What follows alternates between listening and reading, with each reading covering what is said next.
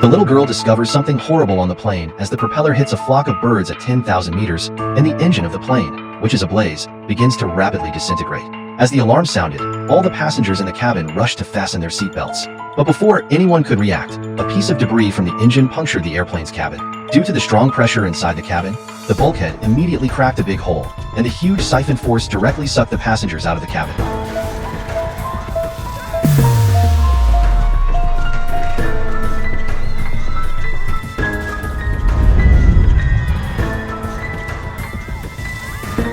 The two men grabbed the backrest of their seats as hard as they could in order to control their bodies. The flight attendants on the side tried to pull them back, but due to the pressure difference between the inside and outside, they were not able to escape. However, the airplane lost all power and fell rapidly, and the passengers in the cabin could only do their last prayers.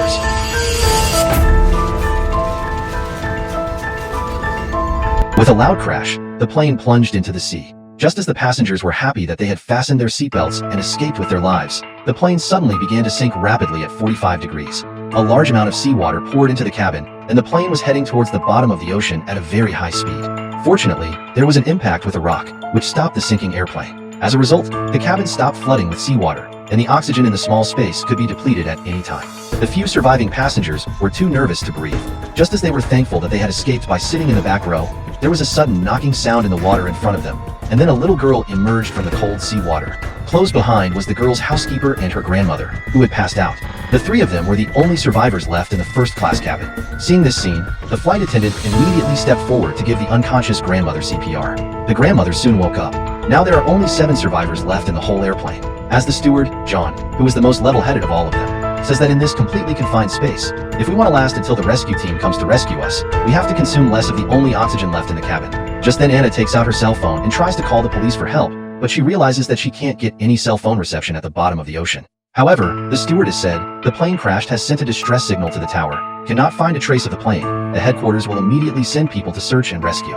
When everyone questioned the airman's statement, John, who had worked as an airplane repairman, confirmed that what the airman had said was true, and also said that there should still be spare oxygen tanks stored in the rear cabin of the plane. To the rear cabin of the airman quickly found 2 oxygen tanks, but never expected 2 bottles are empty. The airline, in order to save costs, even get an empty canisters to fool the superior inspection.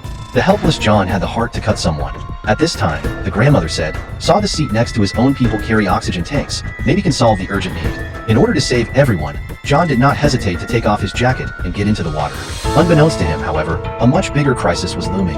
Passengers in distress were floating all around him. John, who had managed to swim to the first-class cabin, soon found the passenger his grandmother had told him about, and he hurriedly took off his oxygen tank and returned the way he had come. Unfortunately, a shark with a bloody mouth quickly rushed toward John. Facing the shark's bite, John struggled desperately, and the water in the safety zone was instantly flooded with water. Just as the crowd wondered what was happening, John suddenly rushed out of the water, followed by handing out his oxygen tank. Just as Anna was about to pull him up, John pushed Anna away, knowing that once he was targeted by the sharks, there was no chance of survival. He didn't want to consume this precious oxygen in order to leave the hope of life to others. I'm sorry, kid. What do you mean? Together, we can do this, right? You're gonna have to do this one on your own. You can. As soon as he finished speaking, John was pulled down by the shark in the water. Everyone present was stunned by the scene in front of them. In order to avoid the shark suddenly rushing out of the water to hurt people, all the people began to retreat to the back of the cabin. But here is not solid gold. The strong pressure of seawater, the cabin wall squeezing the noise.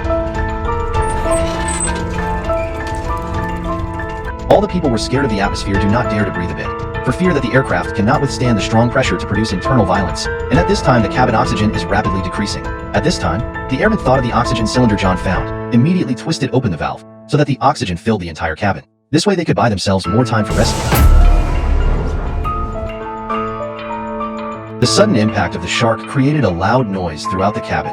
Anna's boyfriend, who has a degree in engineering, immediately said that the plane had a strong composite shell and that it was perfectly capable of holding up with this level of pressure and impact. If the plane were to sink again, it would be hard to say what the outcome would be. As soon as Nick finished speaking, the plane began to sink again down the slope.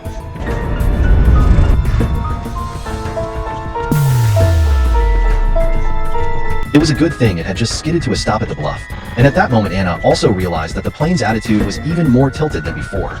If they just sit there and wait for them to die, they will only die. No one knew when the plane would sink again, and the sharks outside were watching them. Escape through diving is also unrealistic. Just when everyone is at a loss, the little girl suddenly said that the teacher once taught that sharks are most afraid of bubbles. However, it is this one sentence that everyone does not care about, but in the end, it saves the lives of several people. And that's when Jack says that when he was doing the baggage check-in, he noticed that one of the passengers had brought a full set of scuba gear with him. As long as we can find that suitcase, maybe we have a hope of surviving.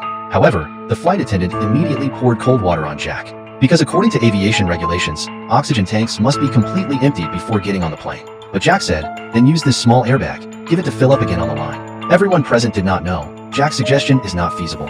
At this moment, the headquarters received a distress signal from the aircraft and immediately sent rescue helicopters to launch a carpet search of the accident site. They quickly located the exact location of the plane through the signal from the black box and found the crumbling plane at the cliff. At this time, the passengers in the cabin also found the rescue team through the porthole. They were happy and excited, waving their arms frantically toward the search and rescue crew, fearing that they would miss the opportunity to rescue them. However, the divers were unaware of the danger looming behind them. So Anna kept signaling to the other to pay attention to the situation behind him, but when he turned to check, he didn't find anything different.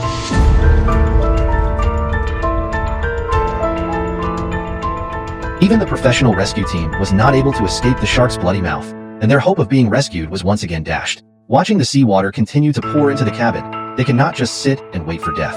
Moreover, the oxygen in the cabin is getting less and less, and they don't know whether the airplane will sink again. And that's when Lisa stated that the oxygen tanks of the rescuers that had been eaten must be nearby, and if they could find them, they would be able to keep going for a long time. With that, Anna immediately dove into the water.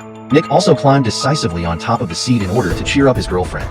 Through Anna's careful observation, she vaguely spotted a faint trail of divers. Just as she was telling everyone about her discovery, Nick accidentally fell from the chair into the water.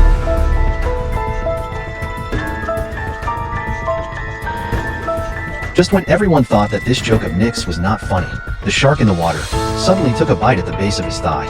Several people combined their efforts and snatched Nick from the shark's mouth. Although his little life was saved, it was at the cost of a leg. Grandma, who had been a medic, immediately took measures to stop Nick's bleeding, and after the combined efforts of all the people, Nick's condition was quickly stabilized.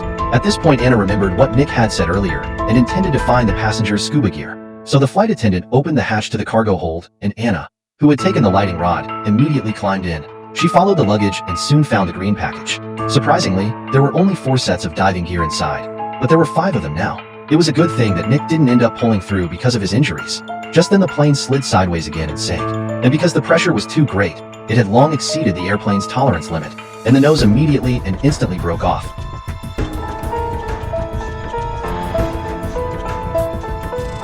There is not much time left for them now, and in order to escape, Anna decides to try what the little girl said. In the process of escaping, the sharks are scared off by using a small airbag to create bubbles. So first, she had to find the oxygen tanks left behind by the divers. So all of them put on their gear and started to dive. But just at this juncture, Grandma refused to leave the area. She doesn't want her partner to be left alone, and she decides to stay here with him. At this time, Anna took the little girl to swim to the depths. Coincidentally, the shark suddenly swam over, just in the nick of time. Anna rushed to open the small airbag. A large number of bubbles instantly sprayed out. I did not expect the shark was really scared to escape. And in the back of the Jack to see the situation hurriedly back to escape. He was just that scene to the complete scared urine. Say what do not dare to swim downstream again. But a powerful force pushed him into the water, and when he came to his senses, it was already too late. Seeing this scene, the airman was so scared that he turned his head and ran away. On the other side of the Anna and the little girl, at this time also found the diver. The two pulled out the mouthpiece and quickly inhaled a couple of mouthfuls. At this time, the empty Les also swam over from the rear cabin. They hurriedly prepared their own equipment and gave the diver's equipment to the empty Les. Then they opened the valve of the little girl's life jacket, and the air-filled life jacket immediately dragged the airman and the little girl towards the surface of the water. But when Anna was ready to follow, the fierce shark appeared in front of her again. Anna tried to use the life jacket to float away, but unfortunately the air valve seemed to have malfunctioned and could not work properly. The distance between the shark and her was only 20 centimeters, but Anna, who had no wounds on her body, did not attract the attention of the shark. Anna hurriedly swam towards the broken nose of the airplane, but the plane was sinking again, and the strong current pulled her in the opposite direction. In order to escape, she could only use the backrest of the seat to swim a little bit toward the exit. Just moments before the plane fell into the abyss, she finally swam out. Yet another test would await her. She fought her way towards the surface, but the distance was too much, and Anna, whose body had long since reached its limit, couldn't hold on any longer and exhaled her last breath.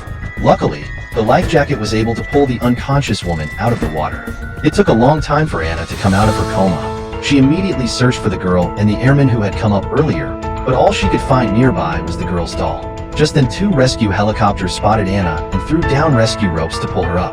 A big hand suddenly reached out in front of her, and it was the flight attendant. Only 3 of them survived, out of more than 200 passengers on the plane.